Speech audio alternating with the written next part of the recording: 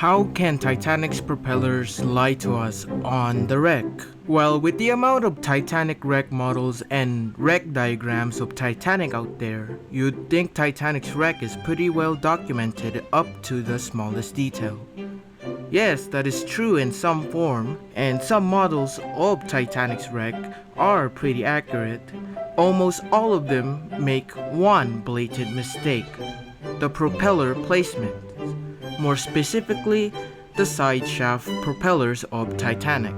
Now, what do I mean by propeller placements and accurate but still inaccurate Titanic wreck models that people had made throughout the years? Well, the position of the propellers that are currently on isn't actually the bottom of the ship where the propeller shaft should be. But how could this be? Well, we gotta turn back the clock at the night of the sinking, just before Titanic's stern hits the bottom of the ocean. As the stern impacts the bottom of the ocean, the propeller shafts are dramatically pushed upwards due to the impact. So in reality, the propeller on the wreck are actually sitting at about Titanic's F or E deck, to show how deep the stern is buried in the mud, and also to show why Robert Ballard and James Cameron didn't bother digging up Titanic's center propeller. Here's a photo with a red line indicating roughly where Titanic's side propellers are located today. It also roughly indicates where the mud line is on the seafloor. Don't believe me? Explain why we can't see at least one of Titanic's center propeller blade peeking out of the top of the mud. Explain why there isn't any hole between the two side propellers where the center propeller should be.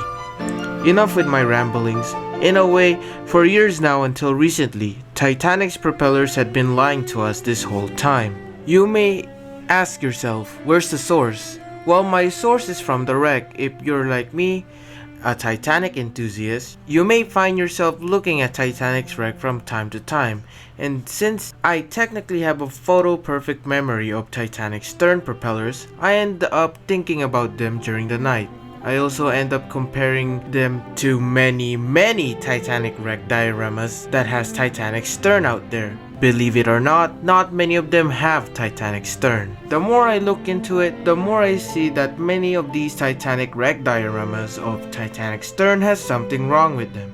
It took me a while to figure it out, but I finally figured it out eventually. It was Titanic's propellers, and more specifically the propeller placement on many of these dioramas. They look nothing like what there is on the wreck. Now you may say, oh, these are just little nitpicks, no need to criticize it, and they're really old models, so of course they'll be outdated. My response to that is, you clearly haven't seen Titanic's wreck before.